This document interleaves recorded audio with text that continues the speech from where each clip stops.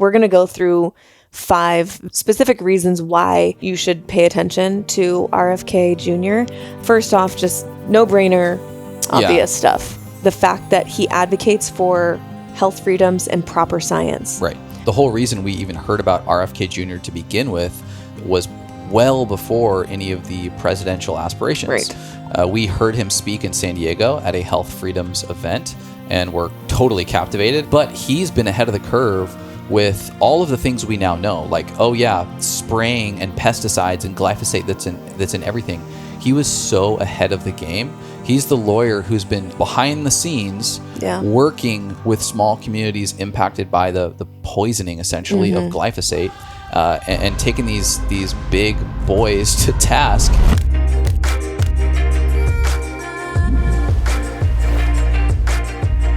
Welcome back to the Medicine Podcast. My name is Mimi, and I'm sitting here with my life partner and lover. Wow. What is going on, everybody? This is Chase. Welcome back to the Medicine Podcast. We've got a special episode for you today. If you couldn't tell by the title of the episode, here's another little spoiler here.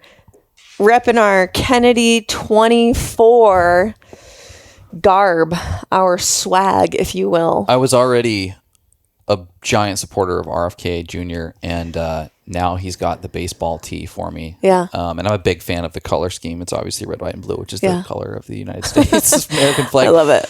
But today's episode is, one that I've had a little hesitancy around this conversation publicly because we are not a political podcast. We're not a current events podcast. Right. I am not someone who is as articulate or well-versed in the political sphere as I would be in another lane, let's say. And I'm not necessarily someone who's interested in stepping into domains where I'm open to a ton of criticism. Right. And we do our best to kind of stay in our lane. Yes. Of like self-development and interviews of people that we admire, and you and I bantering back and forth about shit we think is important. Right. And usually those things that we think are important, we can speak to quite specifically. Because we have experience with it, yeah. And in this case, politics is not one of those areas. It's also a domain that I feel pretty icky about. Yeah, it's yucky. However, usually. I've had this lump in my throat. I am aware of the fact that in 2024, there is nonstop division. There is nonstop arguing. There is too much hatred to even count. There's the practical reality that we are in 2 foreign wars, proxy wars. We've got skyrocketing inflation. It's damn near impossible to afford a home. The middle class has been deteriorated. Freedom of speech and censorship is at a clearly a interesting time over the last 3 or 4 years. We've got wildly declining health, physically and surely mentally. Yeah. And then we're at the precipice of this next phase of technological revolution with AI and just what do we do with this social media thing? These I don't even think they're called smartphones anymore. They're just a part of our body. It's our appendage. And out of this has been the representation of all of this chaos in the form of the 2 parties and the leaders of those 2 parties. That to me feels like we are in a choiceless predicament. Yeah, that we are, the best that we get is, okay, you have to choose who you dislike less. Right. Who you hate less. I'm not using that word. I don't feel hate in my heart towards really anyone, but it's like the lesser of 2 evils is what it feels like for a lot of people. And I think that, man, it seems like we should have more options. It seems like we deserve as a country to vote for someone that we actually like. Right. And there have been other options, right? Like you could say that over the last few elections or so, there's always somebody else that is an alternative, but what are the chances, right? And I've voted independent in the past. Yeah, me too. But almost as a way of like, God, I can't sleep at night knowing that I put a vote towards one of these two. It's like karmic ripples. I just can't. But I wasn't as, I don't know, for lack of a better term, concerned with the overall results or outcome. I was like, politics are fucked. It's always going to be fucked. And the best that we can do is build incredible families and communities and et cetera, et cetera, et cetera.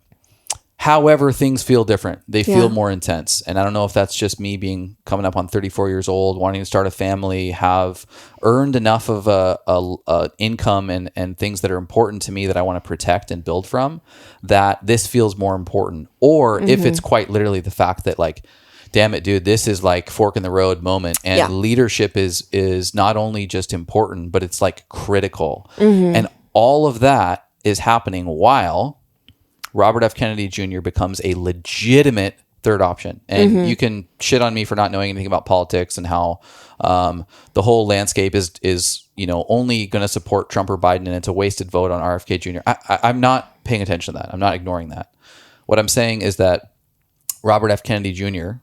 is someone that we've looked up to for a long, long time prior to this recent interest in being the president.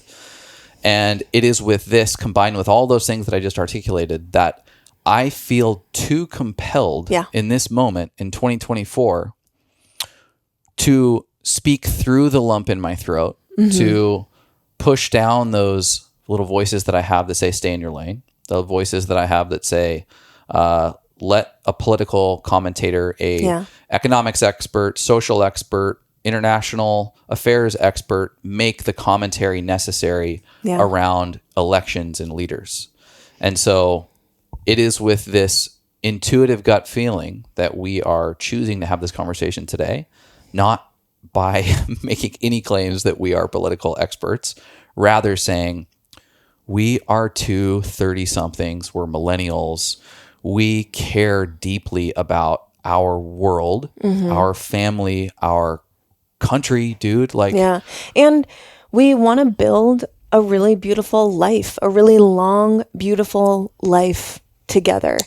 And I want to be surrounded by people in my community and country that want the same thing. And I think that that's ultimately, like, we do share that with a lot of people. I think when you really get down to it, put identity politics aside, put, all these big, like, hefty things aside, like abortion and all of these different things that people get hung up on the right and the left. And it's like, why are we not focusing more on what we all have in common? And spoiler alert, this is a theme that will come up multiple times today as we continue to talk about RFK Jr. But why are we not all focused more on the fact that most of us probably just want to live long, healthy, free lives, to build as we please, to enjoy the company of people we love, and to be as healthy as possible and work towards, a mission, a goal in our lives that we feel purpose behind. And, I think it would be so much more productive if we all focused on what we have in common, rather than what we hate about the people on the other side of whatever topic. And, I've literally never put real energy into politics because I can only see it as a theater. Like everything up until this point has felt sort of like a theatrical joke, because we all watch lifelong politicians stand up on a stage with a microphone, in front of thousands or millions of people watching on TV, profess, promises and things that they're going to do, and that they care about you as an individual, and all these things that they're going to make happen, and your life is going to be better if you vote for me, and all of that. And we all play along like it's somehow like we think that they're telling the truth, or that we play along in that display of theater. And then, once they get into office, like, things break down and they're like, oh, well, we just can't follow through on those promises that we held up and all of these things. And it's like, what we hear is people on one side othering the people on the other side. Yeah. And they go head to head, toe to toe, insulting and all of this. And nothing gets done. Which is why I've not paid attention or cared throughout most of my 20s. And so it's like, rarely do we ever hear new ideas, new, fresh ideas. Politicians in the past historically have been, they seem more concerned with just insulting the people on the other side, the people in the other party. And, profess this like, oh, we're going to reach across party lines and do this and do that. How are you going to do that when you're literally insulting the other people that you think are others? That it's just like not logical. It's a freaking joke in my mind. I think it's like, at least in the people that we've connected with over the years, it's like you're in one camp or the other, dogmatically, or you're in the camp of like, what a mess. It's whatever. Yeah. I'm not going to pay attention. Yeah. It doesn't impact me. Arm's length. But it's like, in this little cup, I have my favorite way to enjoy mushy love, which is in combination with cold milk. We drink raw cow's milk, and I put it about 8 ounces of milk in with about a scoop and a half of mushy love. That combination, like the cold version of mushy love, tastes like liquid graham crackers. Like, I shit you not. And if you don't know yet what mushy love is, it's our mushroom elixir with 500 milligrams of chaga, which is amazing for gut support. They call it the king of mushrooms. And then 500 milligrams as well of tremella mushroom, which is the beauty mushroom. And she is most known for holding 500 times her weight in water. The more hydrated we are, the more plump and dewy and fresh and young our skin looks. Plump and dewy. For Mushy Love, go to getmushylove.com and you can use the code medicine for a nice little discount that we only give to our medicine podcast listeners. I say that I've used this analogy lately in justification for why I'm all of a sudden interested in politics, or at least like feel like I'm compelled to be. It will reach the Shire. Yes. In the Lord of the Rings, in the movie starts out in the Shire. The story starts out in the Shire, and it's this little utopia. It's almost like your little neighborhood, your little world. It seems untouchable. It seems untouchable, and it's safe. And all those big problems over there in Mordor are they're not going to. There's somebody else's. There's somebody else's to deal with. Yeah. What can we do as hobbits? Yeah. But like, it will come for the Shire, right? Yeah. Like this problem, this divisiveness, this hatred. If we don't like just take ownership of our own and accountability of our own life decisions that we're making on a daily basis, and stand up to what we believe to be worth supporting. I think in cases like the environment that we're in 2024, it will start to impact our little worlds. Yes. Even if we're not big players, Yeah. right? And so it is with that we are opening up this conversation today to say we believe in and we are supporting Robert F. Kennedy Jr. for the United States president in 2024. And we are encouraging you all to pay attention to Bobby Kennedy. We're not saying go vote for him. If you want to be associated with us in any way, if you're a listener to the Medicine Podcast, we're not trying to gaslight you into supporting RFK Jr. What we're saying is he's worthy of paying attention to. He's worthy of giving more than 5 minutes of your time to. He's worth more than just hearing what NBC, Fox News, CNN have to say about him. Yeah. Take a little bit more time just to pay attention to it. Today, we're going to be talking about some of the things that stand out to us and maybe reasons why you would want to pay attention to him. We're going to be including clips that we have been given approval for from Robert F. Kennedy Jr.'s team. Thank you, team. We'll be showing some clips from his social media and YouTube in order to reinforce some of the comments that we'll be making. But again, disclaimer, this is not a policy conversation. This is not a sophisticated political conversation. Rather, these are two 34-year-olds who are sitting in this state of being compelled enough to pay attention to politics and participate, and what has stood out for us. Yeah. And I think, when we started the Medicine Podcast, like, I made a silent vow to myself that I would share my authentic experience in life to the best of my ability, in hopes that maybe it helps someone else who's kind of like in the same shoes, or maybe like one step behind, and you know, with no attachment, just like here's what's going on for us, and here's where we're at, and I feel a very, very strong nudge to have this conversation in our little corner of the internet, in our, you know, on our small platform. I don't feel good about not having this conversation when we can, when we do have this little sliver of the internet that we can say, like, use our voice, and say, you know, if every minority in history said, it's too hard, it's too big of a problem, Right. we can't win. Right. If everybody said that in history, we would have a very different world. We would have a very different country. We might not have a country at all.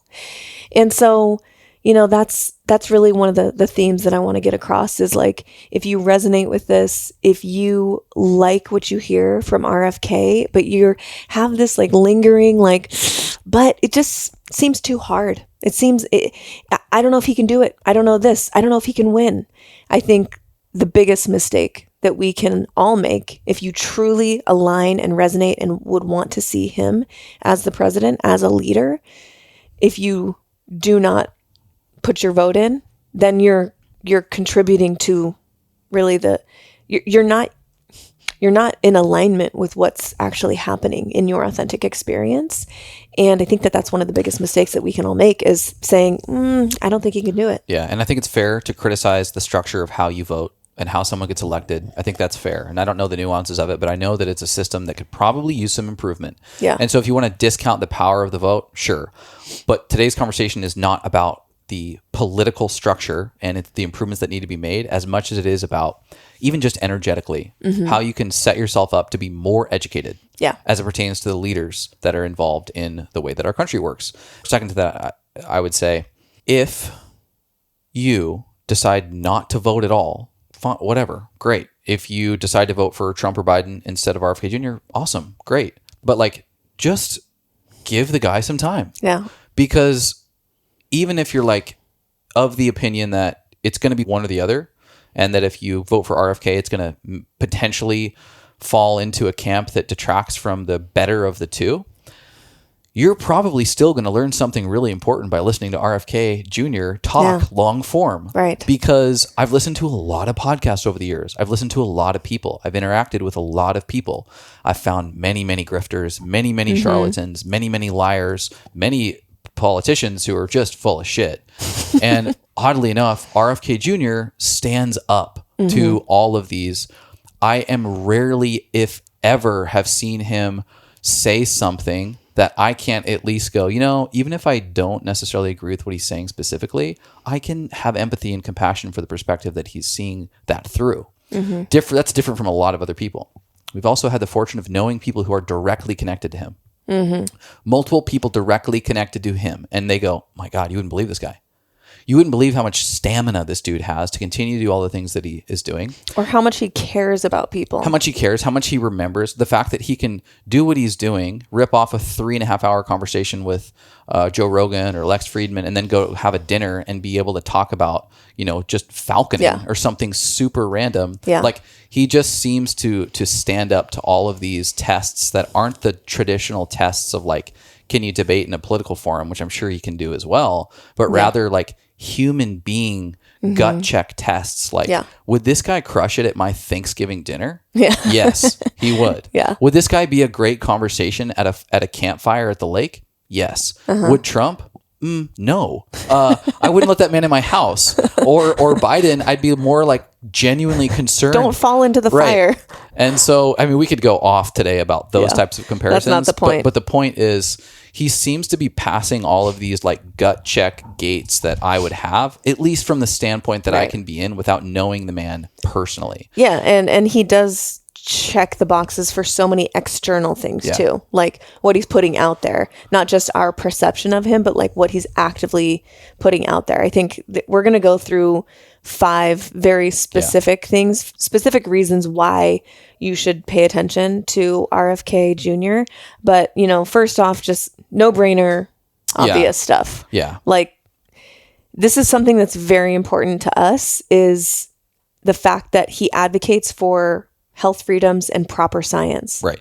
So not the science as if it's one stagnant thing, but proper science to be ongoing, and the scientific method to continue to be used to, turn over these rocks of like, why are so many people getting sick? Why is fertility declining? Why do we have chronic disease? Why is our 2 in 5 children have some sort of chronic illness like diabetes or heart issues or autism or whatever? Like, why are we not flipping these rocks over and digging into like, why is the health of our country crumbling? Right. Well, the whole reason we even heard about RFK Jr. to begin with was well before any of the presidential aspirations. Right. We heard him speak in San Diego at a health freedoms event, and were totally captivated, as well as got to connect with him. And he's just a sweet guy. But he's been ahead of the curve with all of the things we now know, like, oh yeah, the spraying and pesticides and glyphosate that's in everything. He was so ahead of the game. He's the lawyer who's been like behind the scenes, working with small communities impacted by the poisoning essentially of glyphosate, and taking these big boys to task on environmental issues. Yeah. And so we heard about him through a lot of these pretty progressive in the sense that he was ahead of what most of us know now, which is mass spraying is just absolutely horrible for the human body, and some of these other trends. And it's only recently where he decided to, elect for president that we were like, damn, okay, this guy totally gets proper science and health freedoms. Yeah. The health freedoms is very, very, very important. Like, we've seen over the last 3 years what happens when that concept, the freedom to choose what goes in and on your body, is thrown out the window. How quickly that turns from the top down, and how quickly that can go sideways. How quickly people start, getting really hateful towards each other. So it's not just about the health. It's the thing behind the thing, where he is trying to encourage unification, like true unification, not hate and division and othering. But another no-brainer, another obvious one for me, he's cool and he's fit. So like, again, he could hang out at your Thanksgiving dinner. You could also probably go hit the gym with him, or like play pickleball with him or something. Just look up Robert F. Kennedy Jr. like lifting, and you'll see the guy with his shirt off, and he's jacked, and he talks about his supplement protocol, and it's super dialed in. That's definitely something that stands out to me. We're not just being cheeky. Like, this is actually important. If health is important to you, and health is important to you for teaching future generations and building our communities back up and coming up with really creative ideas of how we can all get healthier and our nation can get healthier, it's important to have someone that embodies that on a daily basis. This guy works out regularly. I think he goes hiking. He said he goes hiking every single day with his dogs for like an hour plus, as he's doing a walking meditation. And so like, like that's something you or I would do. Yeah.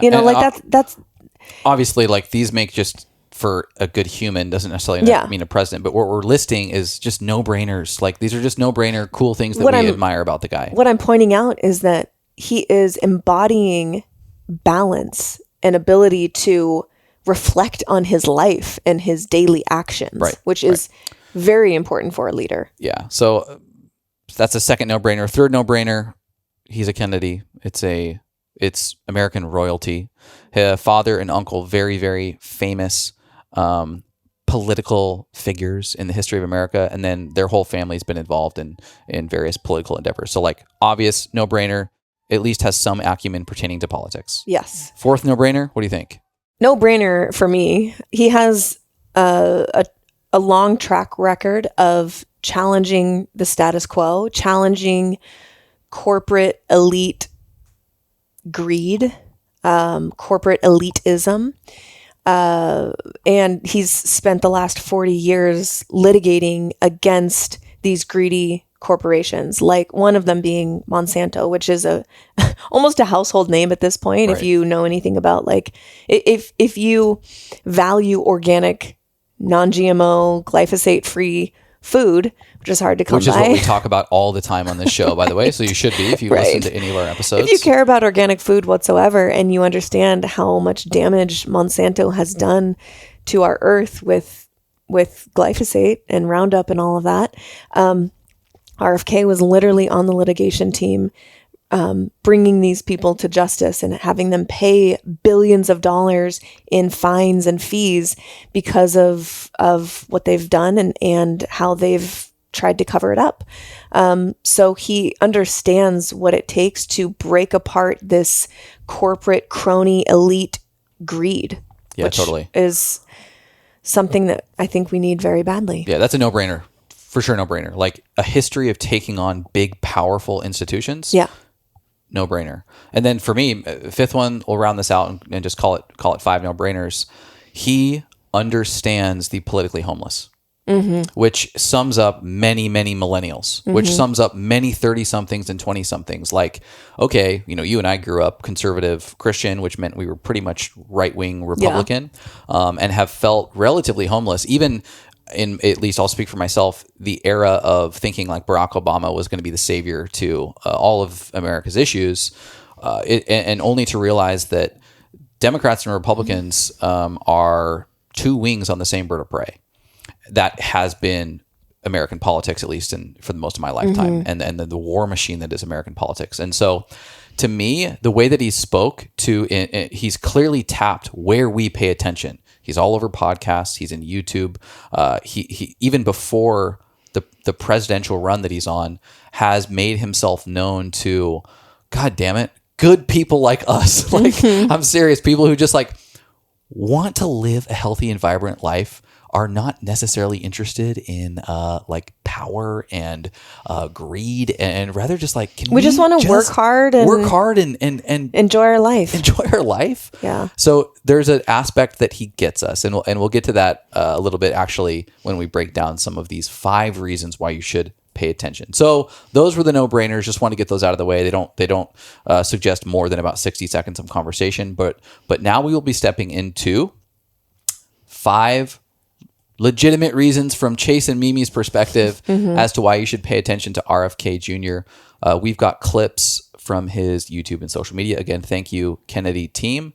And we're going to start with one now before we get into our first reason that you should pay attention to RFK. And the easiest thing for a politician to do is to appeal to our hatred and our bigotry and our fear. The Democratic Party has become the party of war. It's become the party of censorship. It's become the party of pharmaceutical companies, of the neocons, this very aggressive, belligerent foreign policy, this forever wars, and this really bizarre turning our backs on the American middle class, which is the only thing that sustains democracy. If you don't have a middle class, any political scholar or political scientist will tell you, if you have large aggregations of wealth at the top and widespread poverty below, that formulation is too unstable to support democracy. The middle class has just been wiped out in this country, and nobody's talking about it. And I think that's why Trump was so popular. He was the one guy who's talking to those people, and they're angry because nobody's listening to him. And Trump said, I'm listening to you, and I'm going to go break things for you. And they are angry, and they want things to get broken. And there's got to be a revolution. Either it can be owned by Donald Trump, or we can try to marshal and mobilize that energy for a more idealistic vision of our country. Every nation, like every individual, has a darker side and a lighter side. And the easiest thing for a politician to do is to appeal to our hatred and our bigotry and our fear. And that every once in a while, politicians like my dad come along who have a different approach, which is to persuade people one way or another to transcend their narrow self-interest and see themselves as part of a community, as part of a larger adventure, and be willing to take risks for neighbors who don't look like them because they feel like they're part of something important, part of maybe reconstructing our country and making it live up to its promises is, and to avoid the seduction of the notion that we can advance ourselves as a people by leaving our poor brothers and sisters behind. My father was able to do something that made people find the hero in themselves. I would like to be able to do that for this country, and I think it's the only way that we're going to save this country, if people can find a way to unify people from the left and the right and to build the kind of populist movement that my father was able to build in 1968. Come on. I have goosebumps.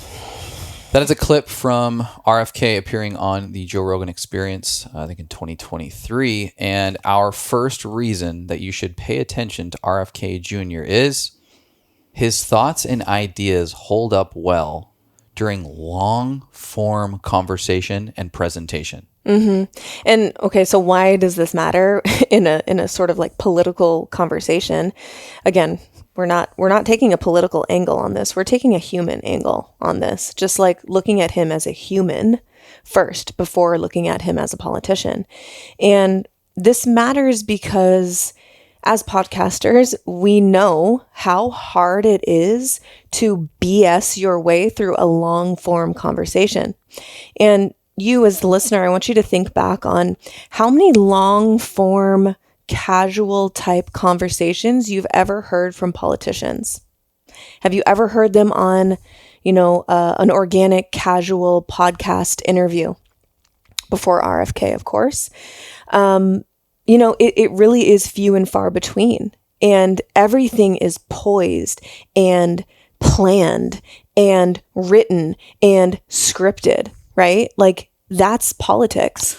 And it's important to point this out because his ideas are not scripted. They live in his brain and embodied by his life. And so it's easy for him to speak to.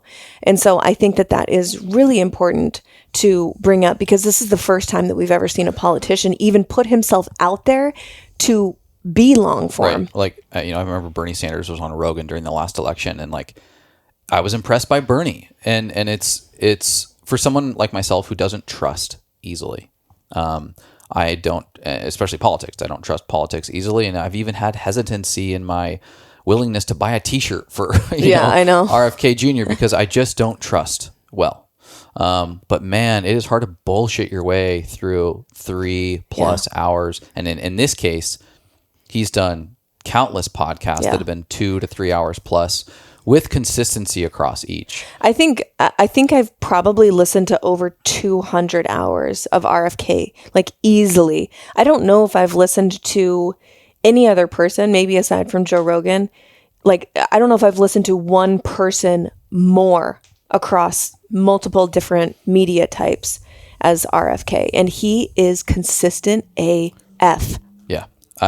We're podcasters, obviously, and we've interviewed hundreds of people. Mm-hmm. And you can tell the interviews where you need to keep it to about an hour because the guest is ripping through their one-liners, their go-tos, the things that they've said or rehearsed numerous times, and that that they might break down, maybe even contradict themselves or start to fatigue over the course of, hour 2, hour 3.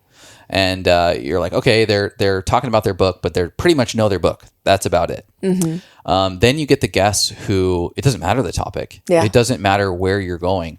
They are pulling from an internal database of their own independent thoughts. And their positions maybe evolve or get better as time goes on. And knowing that very, very well from a guest makes me watch these interviews with RFK Jr. and go, damn, not only is he really consistent in how he speaks across podcasts, across 1 hour to 2 hour to 3 hour, but he's getting better. Like, we live in a short form clickbait world. Most people break down after 5 seconds, much less an hour, 2 hours, 3 hours. This guy can go, and it's very, very impressive and worth paying attention to. Yeah, his mind is like a steel trap that never ends with the bountiful fountain of information and facts and data and statistics. It's just insane to me. So I would encourage everybody to check out RFK Jr. on the Joe Rogan Experience. That one's great. It's an important explanation of his stance on a host of different charged topics, but even just vaccines at large, that's one where he spends a little extra time going into. Theo Vaughn, he's funny, and he was on Tim Dillon's as well, and these are both comedians. And he's married to a comedian. His wife is on Curb Your Enthusiasm, and so the dynamic is just super great. It's hilarious, but they do talk about real stuff. They do, yeah, in a way that's what I hope to be similar to this conversation, where it's like, okay, from a normal, person's perspective, like how can I understand what he has to say in a way that like actually meets me where I'm at. Lex Friedman, which is a little more serious. It goes deep into a bunch of different topics, some different policies, perspective on foreign affairs and issues of that nature, is a great one. And that one's 2 hours plus as well. And he also, RFK has his own podcast. Like he's had his own podcast for years and years and years. I subscribe to it. I listen to it frequently. And if you want to just go learn, straight from him what he thinks, he has a plethora of hundreds and hundreds of episodes that you can dive into yourself. Yeah. So when we say go pay attention, and why should you pay attention? Reason one is because the guy is really, really impressive through long form conversation. Yeah. And it's not an act. Number two reason you should pay attention to RFK Jr., he has a reverence for nature and a connection to source. Why does this matter? Well, I'm no environmental expert by any means, but we are in California, we're in the middle of like flooding after years of droughts. We're from the Northwest, and every summer over the last 5 or 6 years getting worse and worse and worse, where we have fires just terrorizing. The West Coast just burns every summer. It's absolutely so sad. We've got toxic spills across the country. I think that's no surprise to anyone. Our farmlands are depleted. We've had that conversation multiple times on our podcast. And our food is covered with toxicity, glyphosate. The weather is wild. Water in many places is not clean at best. Like we're dealing currently with, in Southern California, a Tijuana sewage issue that has kept us out of the ocean for like months and months and months. It is a huge bummer. Yeah. Also, chronic disease, all-time high. Yeah. What is important to me is having a leader who not only realizes how important nature is, but looks at it with reverence versus a resource for consumption. I think that so many of these problems as it pertains to nature have been a response from the way that humans interact with nature. And if we don't believe that we are nature and that we can learn from nature, will we ever be able to move on from a one-way relationship with nature? It is hard for me not to observe, and this isn't a climate change conversation or not.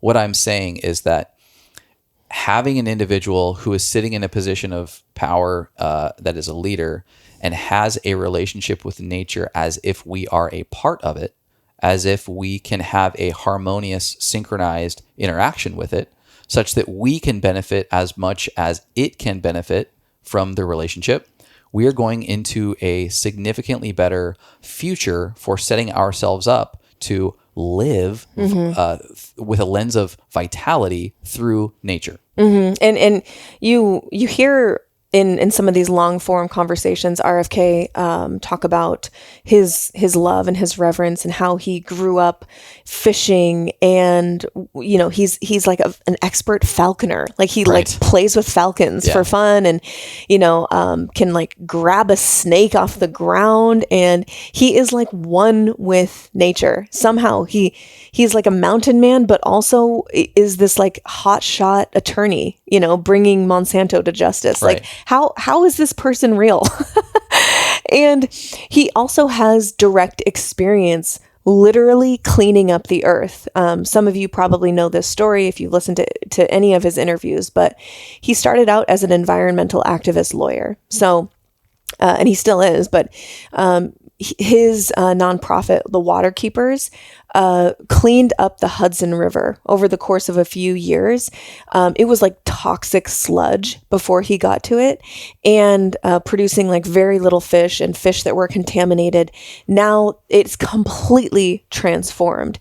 And this was because of his team, what he did, and basically bringing these corporations to justice, having them stop dumping their shit into the Hudson River. He cleaned it up, and now it produces more fish. I think more fish than any other river in the region that it exists. So I forget the exact like title or specifics, but point is, he has direct experience cleaning up our earth. Yeah, and I think that's really something to highlight as we talk about his love and his reverence for nature. It's not just talk. He's doing something about it. Totally.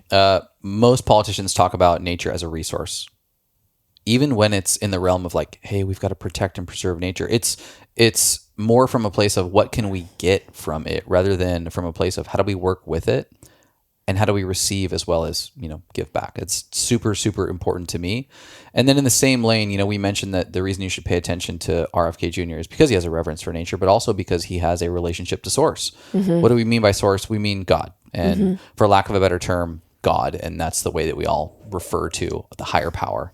Whether or not you believe in God, RFK is one that does. And I think every president ever has said they have some connection to the Christian form of God. And obviously, if you listen to our podcast, you know that I've got my fair share of criticisms around fundamental religion. But I do think that an important aspect to leadership is a relationship with a higher power, however they want to articulate that. And I've heard Bobby enough times through conversation to know that he is not a very fundamentalist religious interpreter of the relationship one can have with a higher power. And so, at least in my experience, having heard from him, the way that he communes with the divine is in a way that would be healthy and humble, qualities you would probably want in a leader. And we do have a clip about him talking about this relationship to nature and how that relationship fortifies this point that we're making, which is, hey, guys, worth paying attention to. Mm-hmm. If we want to meet our obligation as a generation, as a civilization, as a nation, which is to create communities for our children that provide them with the same opportunities for dignity and enrichment and prosperity and good health as the communities that our parents gave us, we've got to start by protecting our environmental infrastructure, the air we breathe, the water we drink, the wildlife, the fisheries, the public lands, those things that are not reducible to private property, but by their nature are the property of all of us, the commons, the commonwealth, the landscapes, the waterways that connect us to the 10,000 generations of human beings that lived before there were laptops, and that ultimately connect us to God. And God talks to human beings through many vectors, through each other, through organized religion, through the great books of those religions, through wise people, through art and music and literature and poetry, but nowhere with such detail and grace and color and joy as through creation. And when we destroy a species, when we destroy a special place, we're diminishing our capacity to sense the divine, understand who God is, and what our own potential is as human beings. Father Martin once told me that the definition of sin is an injury to another human being or to God, to our relationship with God. And my children are going to grow up in a world where they will never see the kind of explosions of color from butterflies that I saw every time I walked into my garden. Because 80 or 90% of the butterflies are gone, the flying insects. They'll never hear the songbirds that I heard. They're not going to see that in their lifetime. They're unaware of it. And it's like God is a tapestry and he's talking to us from all of these different vectors, and we're pulling threads out of that capacity, and it is such a crime against our children. And I think it almost brings me to tears, because that is articulated a feeling that I felt when the world is at chaos and I feel pulled in a million directions. I don't know how to formulate my opinions. I don't know what direction to take, yet I find refuge in nature. Yeah. Every time I think like, I don't know what the hell is going on. I don't know what I believe. I don't know what we're all doing here per se. Like, I don't know anything. Sometimes it feels like, but I know that when I go into nature, when I take time to study a succulent or like touch a velvety flower or admire the Fibonacci sequence in a plant, man, it brings me so much peace. And, in this video, he's talking about that communion, that relationship with creation, with nature as God literally speaking to us with such detail through creation, through nature. And he's right when he says that we need a president, a leader who believes that these things are important so that we, yes, the rest of our lives, we can enjoy this, but also our children can enjoy that same communion and connection to the divine as we can now, and their children and so on. It's just like, this is so important. Yeah, I would say it's not just to humanity, just for them to enjoy. It's for their life, like their critical. life, their health, their critical ability to be full. Yeah. Okay, that was number 2. Moving on to number 3. The reason that you should pay attention to RFK Jr., third reason, he is open about a challenging past and has learning, continues to process, what he would call mistakes. Yeah. He's very open about his past and how he has changed and transmuted those mistakes. And again, into all of this is wisdom. To say, from our perspective, it appears as such. We don't know the guy, we don't know his heart, but what we observe and what it appears to be. Yeah. Well, I mean, our perception, most politicians want to hide their past and pay people and present themselves as perfect as possible. Like, politicians usually aren't bringing up their shortcomings or what happened in their past that maybe they're not so proud of. They sort of present themselves as like, no, I've never made any mistakes ever. Trump doesn't really do that, but Trump is like a different animal, when it comes to politics. But this is not realistic for anyone who's actually listening to these politicians. We all have shit in our past. We all have done things and said things that we are not proud of, that if somebody shined a light on, we wouldn't be excited to have these things exposed. And this is, I think, in my opinion, why we are here. And one of the points of living is to make mistakes, we reflect, we learn, we grow, and hopefully do better next time. And RFK Jr. is not secretive of the fact that he was an addict in his teens and 20s. Rather than try to hide this or downplay it or make excuses in his campaign, he actually leans into the experience and wisdom that he gained from those 14 years of addiction and now 40 plus years of recovery and sobriety. So not only is he honest about this time in his life, but actually explains how he has alchemized it into wisdom for his own life and actually a connection to the people who are struggling in that area of life, in this case, addiction, and forming really a coherent plan of action for people who are experiencing addiction, which is a lot of our country. People are dying every single day from addiction. And he puts forth this really interesting and creative idea because he knows what that experience is like. Well, I almost look at his history with addiction and substance abuse as a critical attribute of his resume. The fact that he recovered and has had not only just on paper a very, very successful career, but the point of this podcast is to articulate that he's a great man from our seat and our perspective as well.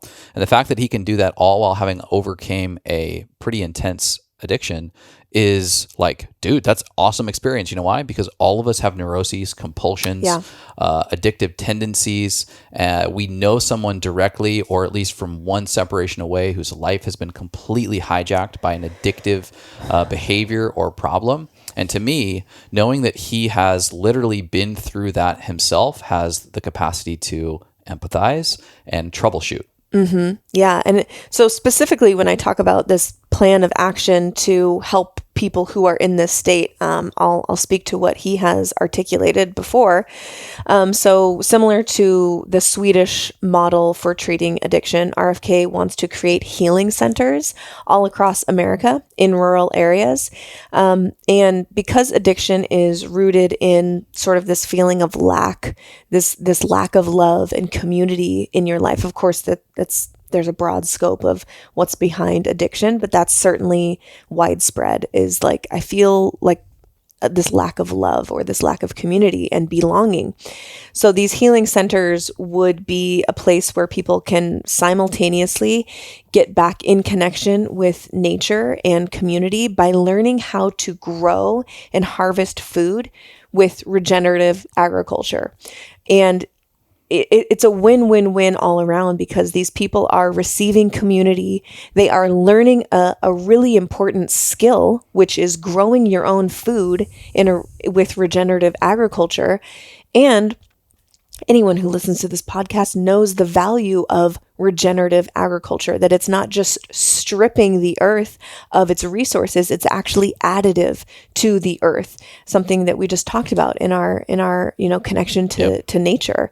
And so I this is just one of his many ideas of that are new and fresh and creative of how we can see real change happen in our country. But I love this, and I think it's a wonderful display of how he's using his own experience with addiction and, really connecting with these people and knowing what they need. Yeah. Because he has been there. Yeah. Let's go to a clip of him talking about how he overcame his addiction. I started taking drugs soon after my dad's death. I started when I was 15 years old. I didn't like being an addict. I wanted to stop. And that's when I picked up this book called Synchronicity by Carl Jung. Jung was a disciple of Freud's, and they were kind of the co-fathers of modern psychiatry. Jung says people who believe in God get better faster, and that the recovery is more durable than people who do not. And so I just said, there's God up there watching me 24 hours a day, and that life is just a series of tests. And every day is broken to about 40 different decisions. And I invested each one of those decisions with a moral dimension. For example, when the alarm goes off in the morning, do I stay in bed with my indolent thoughts, or do I jump right out of bed and get the day going? Do I hang up the towels after I get out of my shower? Or do I say, that's somebody else's job, I'm too busy for that, I'm too important for that? But 6 weeks after I got sober, my life began to get big quickly. And I was running through National Airport, and I was late for a plane, and it was mission critical. I had to be on that plane. And as I was running, I was putting a stick of Dentyne in my mouth. And I pulled up the wrapper, and I was running past a trash can, and I threw the wrapper, and it made a perfect arc right swish into the middle of the trash can. But as I was running past, I saw I must have hit something in there, and it bounced back out. And I said to myself, well, that's God's fault, because I made the shot. And maybe 40, 50, 60 steps later, it just started eating at me. And I finally put the brakes on, and I went back and put the wrapper in. I did make the plane. But for me, probably the most important thing I did that day was to put that wrapper back in that trash can, because staying in that posture of surrender, even when the cash and prize are flowing into your life, is the hard part, because my inclination is to say, thanks God, I got it from here, and then take the wheel and drive the car off the cliff again. And the challenge is, for somebody like me, it's how do you stay in that posture of surrender? What I find is when I do the little things right, that God takes care of the big things. Addiction is about ultimately abusing power. Ooh, another banger. I mean, I can't say that I've had a substance abuse problem in my life, but I have addictive tendencies. I have compulsive tendencies, especially around eating and exercise. If you've listened to our podcast for some time now, we've both openly shared about those feelings of addiction, compulsion, and that you start out a day and you're like, I swear to God, I'm not going to do this thing today. Yeah. And sure enough, by the end of the day, you are overwhelmed with the compulsion to do that thing. And you come up with some excuse why it's okay. Right.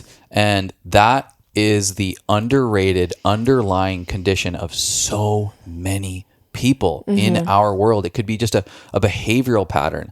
And I can't help but think that somebody who was able to articulate that feeling and not only articulate it, work through it, and be able to step into a life without it is going to be wildly important. Something you should pay attention to as it pertains to evaluating the qualitative attributes of a leader. Yeah, absolutely.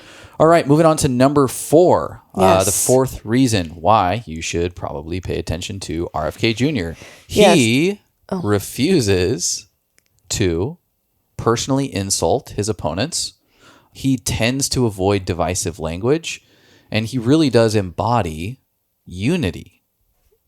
Yes, which is so important for a leader. We've all heard, I've said this before, like we've all heard the politicians who claim to want to reach across party lines, like verbatim, that's what they say. I'm going to reach across party lines and we're going to get things done together.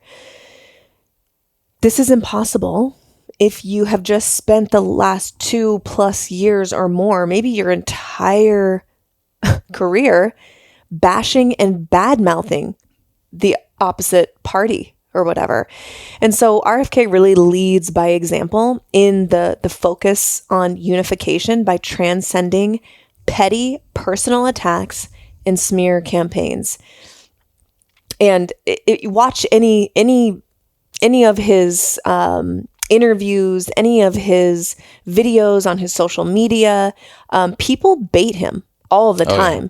They bait him. What do you think about this? What do you really think about this? And they'll feed him up on a platter, just tee him up perfectly to bash whoever it is, whether it's Trump or Biden or someone else, or the left in general or the right in general.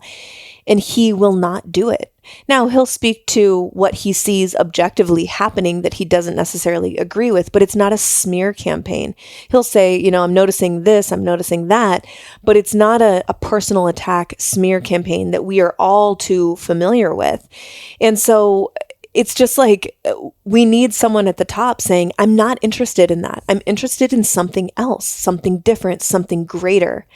And so, since 2020, it seems like every week there's another global issue or crisis pushing people to become an overnight expert, binding themselves to the side that they have chosen and othering people who may think differently. And none of us need any help communicating differences of opinion. We need to see a leader who can be an example of unity, focusing on what we have in common. Like I mentioned before, we all want the freedom to live long, happy, healthy lives surrounded by people we love. We all want to live without the threat of nuclear war looming above our heads. We all want our children to grow up with the same or even more opportunity than we had. What if we had a leader that focuses on what makes us similar more than what makes us all different? Totally. And that's what I'm interested in. Yeah, it's really interesting. I remember in 2008, I think it was, I was 18. This was the first election that I could vote in, and it was Obama-McCain. And we grew up conservative Christian, and so it was always pretty much Republican or nothing. And so I did pay attention, having felt this relatively new power to be able to vote, which was a cool thing. And I was aligning with Obama because he was checking off all the cool, data points that were interesting to me. He had a nice jumper. Great little lefty jump shot. He could articulate anything. But I also had, at least as an 18-year-old, as much as you can have, a level of interest in McCain. And he was a veteran. He seemed to be actually quite neutral in some of his perspectives, a lot more socially liberal, which in that era was interesting because it was like gay marriage was a topic of relevance, which was one of the big things that I was like very much against in the Christian domain. Was like, wait, why can't, two loving, contributing people of the same sex be married? That's completely crazy to me. You didn't agree with Christians. I did not agree with Christians in that stance. And so McCain, who had been more liberal as it pertains to some of those social ideas, was interesting to me. And the thing that actually that made me think way less of him was that his campaign quickly turned into a smear of Obama. And he took the usual political tricks of just like all those ads that are just like, this person will be the worst thing that ever happens. You don't want this person. And honestly, that was kind of the last straw for me to not have necessarily any interest in voting Republican. And it's been one of the things that's so impressive about RFK Jr. thus far, because you could dunk on Biden or Trump. He literally gets paid to, tear ideas down. Right? Like, that's his job. He's got all the mental faculties to do it. This could be the layup line for him. This could be the scoreboard is 0 to 100 if he wanted to. Yeah. Like, and I don't need to go into it, but yeah, we all get it. Yeah. We've got an orange Easter egg character and a poor elderly gentleman who should be sipping a Mai Tai on the beach in his last months of life. Yeah. I don't know. But it's been wildly impressive that he refuses to sink to the depths that both of those two just exist in 24/7.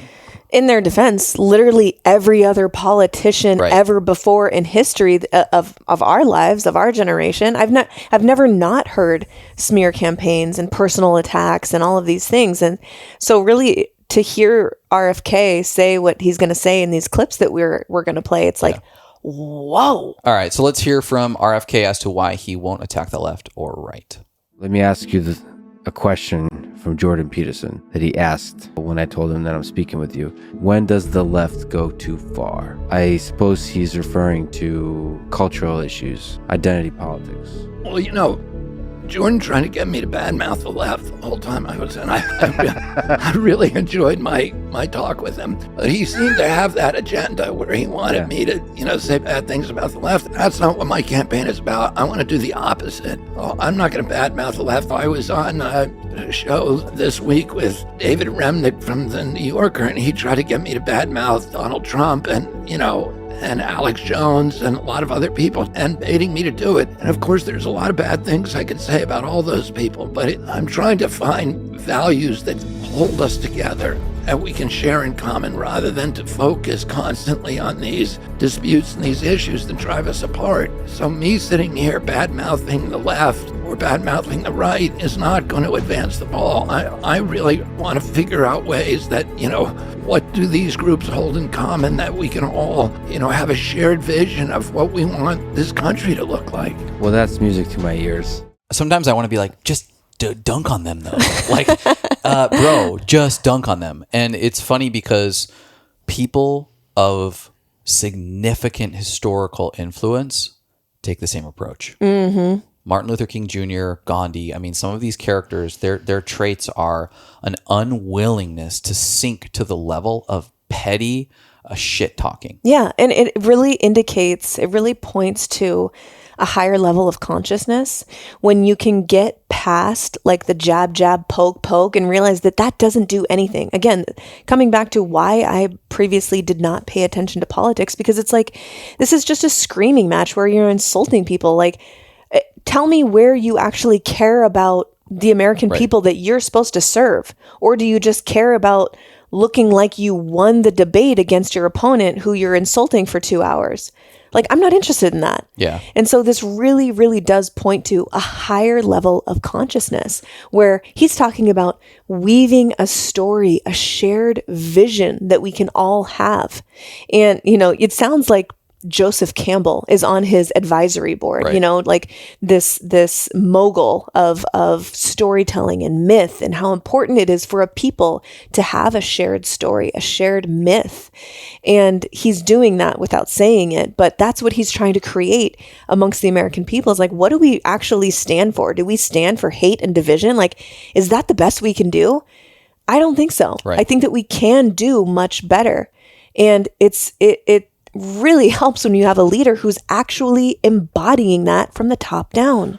You know, when you watch those videos of people swimming in the ocean and they're stuck in the undercurrent and they're getting sort of washed up to shore and they're dry for a minute, but the wave pulls them back down and they get washed up to shore again, and you're watching it and you're like, just get up, dude. Just get up and walk out of the water.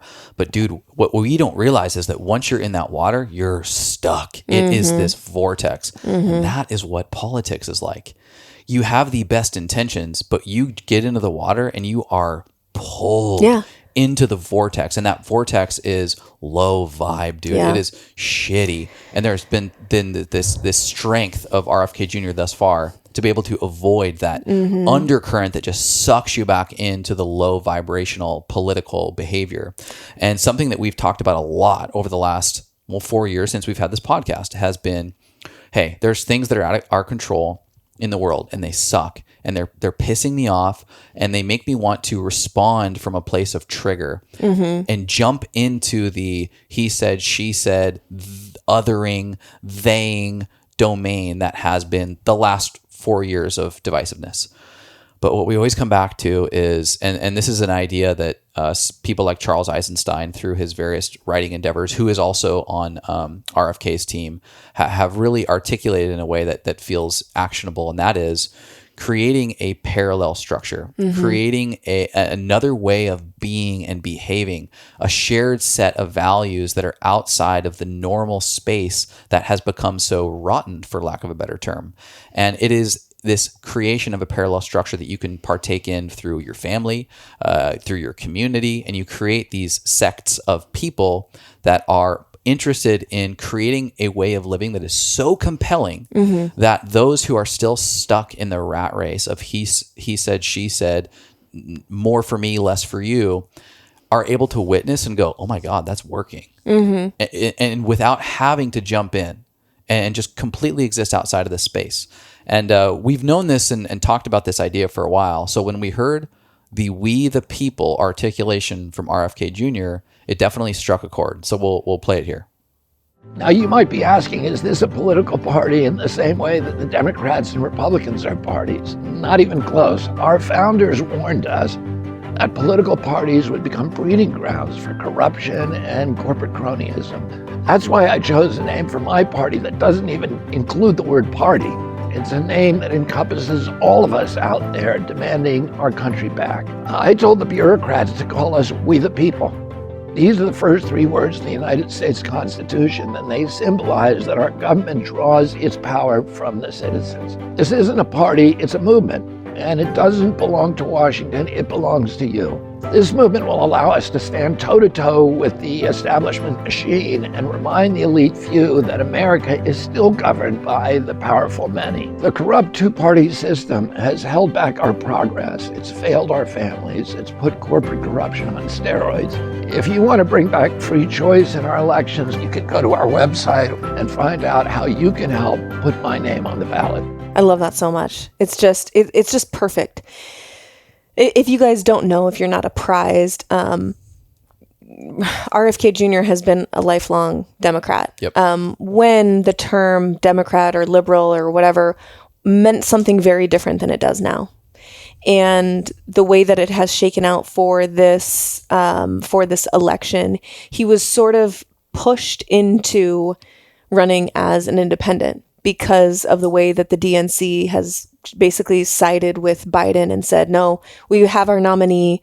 We're not even going to look at anyone else. And so RFK was like, all right, well, I guess I'm going to have to go my own way and register as, or change my registration as an independent.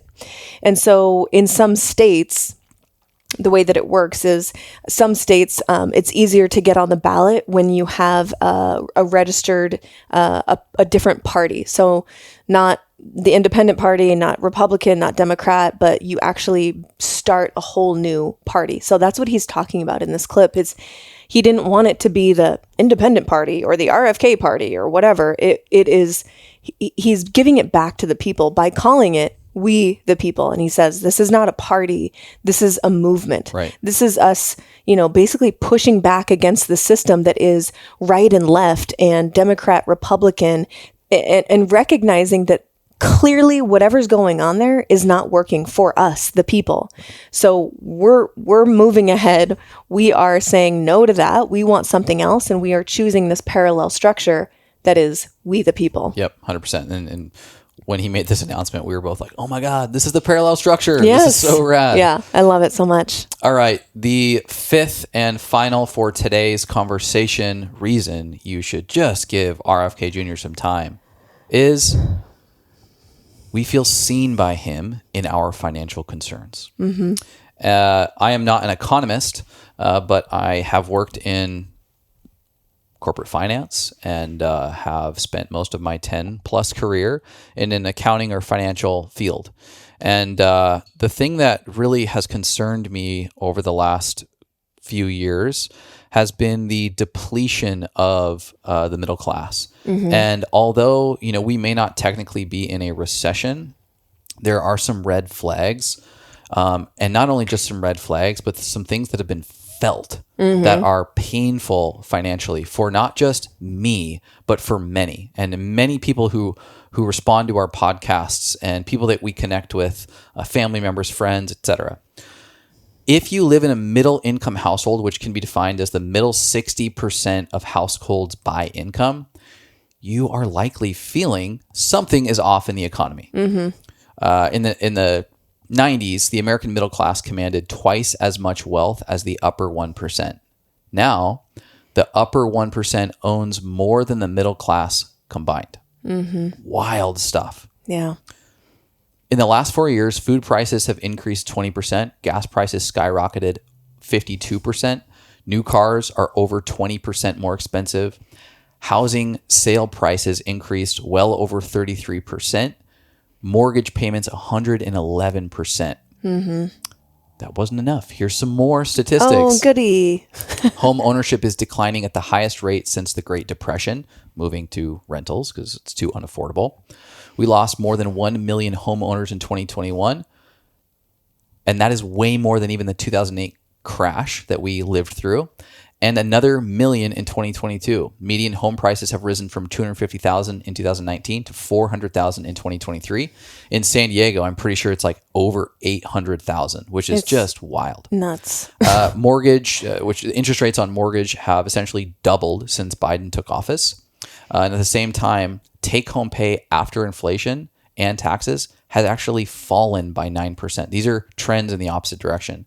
At the current pace, by 2030, which is not that far away, 60% of single-family homes will be owned by corporations. What does that mean? It means that investment firms or corporations are scooping up real estate that is unaffordable to the general person, thus renting it back to the people who can't afford it.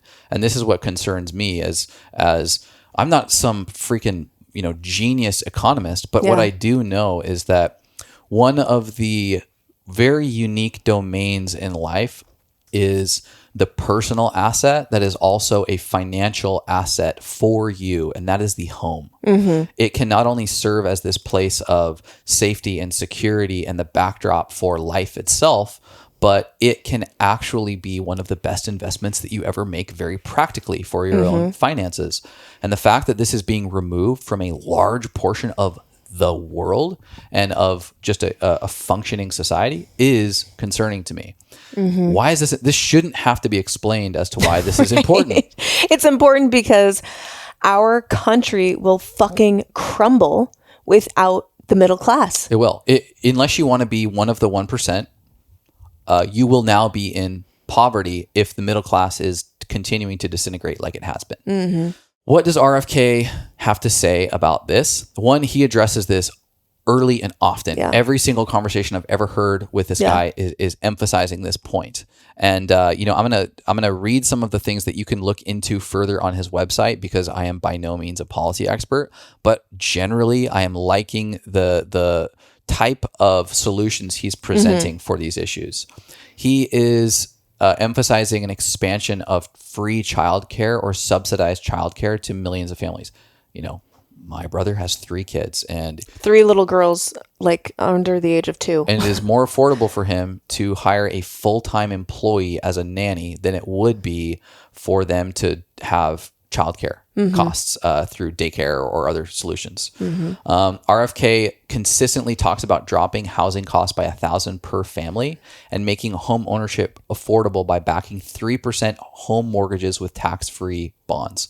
This is really, really interesting and unique to me in the sense that I'm very encouraged by how possible this could be. And back to that point of home ownership, I think it's one of the things that can actually be really, really supportive of one's personal journey through life and financial journey through life. And so if we can facilitate a way that like 3% financing fee, financing rate can be supportive of first-time home purchasing, like I'm very, very interested in that. Like, then the question is, well, how are you going to do that, right? It's going to take money to provide these types of solutions for people in the form of taxes a lot of times. He continues to speak of cutting energy prices, restricting national gas exports.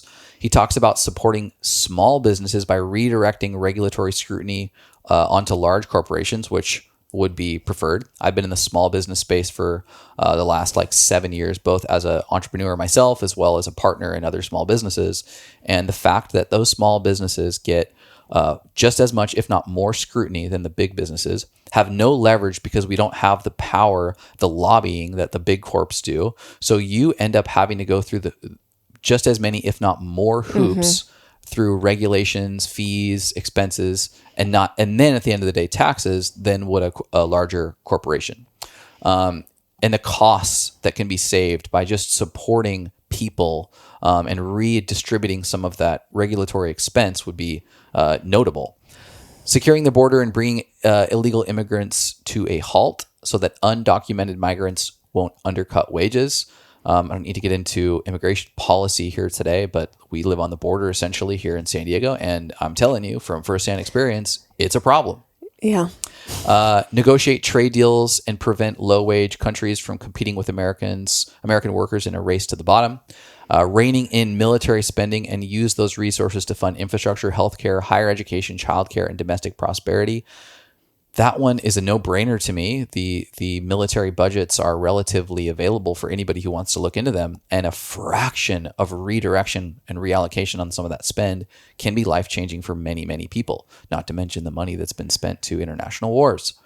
Reverse the chronic disease epidemic that is a $3.7 trillion drag on families and the American economy. Again, this is one that's just clear to me. We talk about preventative medicine, and from our life at 34 years old, we've saved, kid you not, probably tens of thousands of dollars in our life by the emphasis on a healthy lifestyle, healthy diet, and avoiding the toxicity that's just in the world at large. And so with RFK's emphasis on an awareness around preventative healthcare, an awareness around the removal of toxicity and environmental issues. And looking into what is causing it. What is going on? What is causing all of this chronic disease, this epidemic? Right. Is it the food? Is it the environment? Is it the water? Is it all of it? Is it, what is it? And no one else seems to be interested in figuring that out. Yep.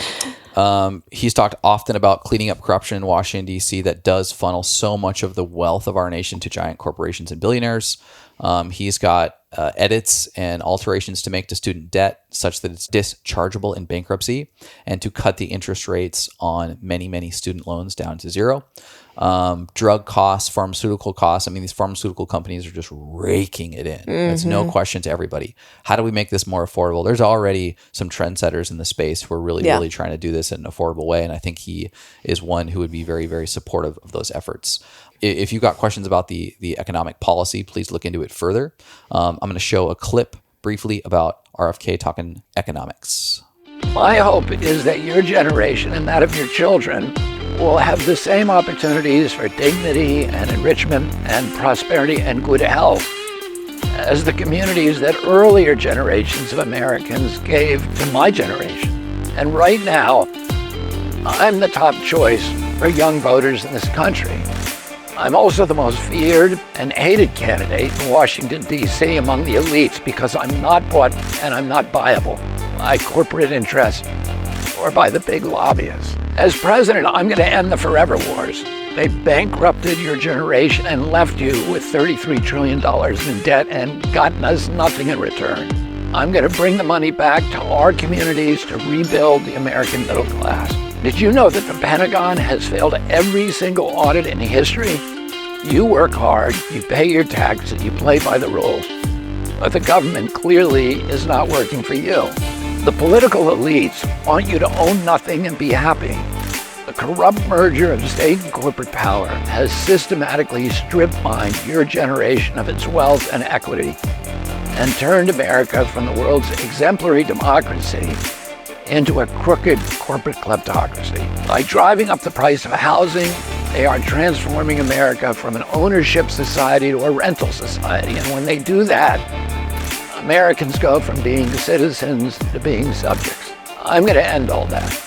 I'm going to help you buy your first home with a 3% government-backed mortgage rate plan. I'm also going to bring rental prices down, which no one in Washington seems to want to talk about. And I get it. Why should you believe me? You're feeling disenfranchised, disillusioned, disenchanted with the whole political process. The folks in power have gotten your generation nowhere. They've crippled you with debt, and let's be honest, they've lied to you. My father told me when I was a little kid that people in authority lie, and our government and the mainstream media are now lying to us every day. And I say that enough is enough. And that's why I look forward to earning your vote. Put me under a microscope. Hold me to account. I'm applying for a job, and you're the recruiters. For more information, head to Kennedy24.com. Well articulated. The economy is complex. And, you know, there's been a lot of people running through the leadership position, and very few have made progress with things like national debt and the national expenditures and things of that nature. And so a lot is in this, but I do like what he is speaking to because it seems so much more than rhetoric, and it does seem like something that can be transformative. Yeah, yeah. That is our 5. I will recap for us the 5 reasons we are suggesting everybody just Take give a look. the guy a little Just take time. a listen. 1, his thoughts and ideas hold up well in these long form conversations and presentations that we are suggesting you all listen to. 2, he has a deep reverence for nature and a connection to God or source or the divine. 3, he is really open about past challenges, and he has spoken to the learnings and the lessons from what he would call mistakes. And in my opinion, some of those mistakes are like notches on the belt that you would want from your leader. 4, he steers clear of personally insulting his opponents, even though he could dunk on them.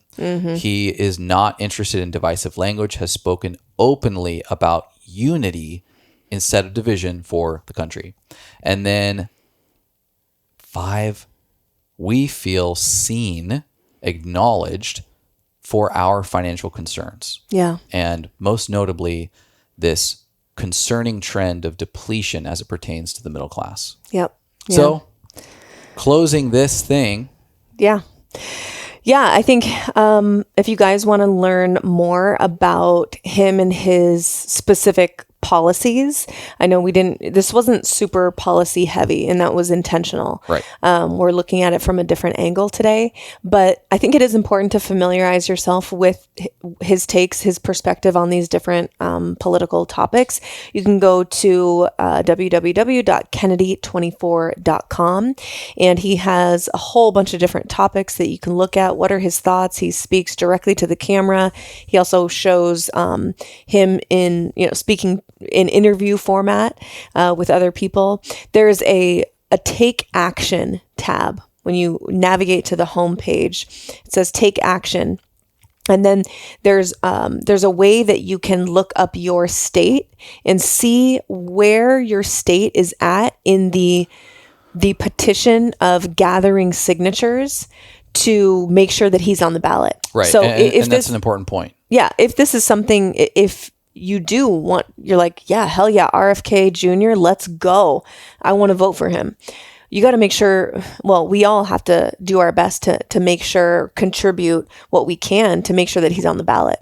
I would say even if you aren't going to vote for him, but you feel as if a fair election would include him being on the ballot, take a look at the requirements of your state. We talked about this a little bit earlier, but in certain environments, he's had to approach this from the party designation of we the people, because very, very simplistically, like in the state of California, to get enough signatures for an independent to be on the ballot is significantly more of a task than it would be to have people register as we the people political party. And so it's like hundreds of thousands versus tens of thousands signatures. And so in certain cases, it's a matter of going in and opting for the party of we the people to be represented during the election. Yeah. So you can just navigate to his page, and his team does a great job of like spelling it out and being very detailed in how you can contribute. If you want to donate to his campaign, we have many times, because this is the first time I've contributed any sort of money or financial contribution towards a candidate, because I'm just like, I just believe in this movement so wholeheartedly. And even if he doesn't win, I know that that's money well spent, because the conversations that he's had over the last 2 years of running for office are sparking new interests. He's getting conversations going about things that should be happening. Right. And so even if he doesn't win, he's still making waves and proving to the people that we need to demand better from our elected officials. The archetype of they can't win, there's no way he's going to win, the system is rigged, American politics is fucked. This is an archetype that's played out throughout history. And if everybody would have believed, nothing would have ever changed. Right. And whether it's through myth and lore and story, or whether it's quite literally through historical figures like MLK Jr. and Gandhi and some of these other, and even Jesus Christ. I mean, Jesus Christ. Like, that guy transformed because he was willing to peacefully state another way. Yeah, stating the truth. And that is something that I haven't mentioned. Way back in the beginning, RFK said, I'm going to go into this and I'm going to tell people the truth. Yeah. And if America has an appetite for the truth, then I'll probably win. If we're not there yet, then I won't win. And he's like, and that's okay, because I know that I will have told the truth, and I can live with that. Yeah. And he's sort of like, if America has an appetite for truth, great. If not, that's not where they are yet. Right. Last final thought for me, or closing remarks, is, and in that vein of like these figures who've stood up to seemingly insurmountable odds. I think of the movie Gladiator, and as we've been outspoken in our social circles around our support of RFK Jr., most of which has been met with as avid supporters, or even more supportive people, like quite literally involved in his campaign and on his team, and even our own families, many of whom have gravitated towards RFK Jr. They've listened to us in the sense that all that we've said is just pay attention to this guy, and they come back with, wow, damn, this sounds better. This sounds like, man, I wasn't really going to get involved in this, but this sounds a lot better. And what I would say to those who have come back to us and said, there's no chance, the system's rigged, it's two parties, if you vote for him, you're going to be giving it to Trump or Biden or whatever. And my response to that is, I think of the archetype of Russell Crowe in Gladiator, where there's the final scenes of the movie. He enters the Colosseum. Maximus. Maxi, and he has all these opportunities to bail out.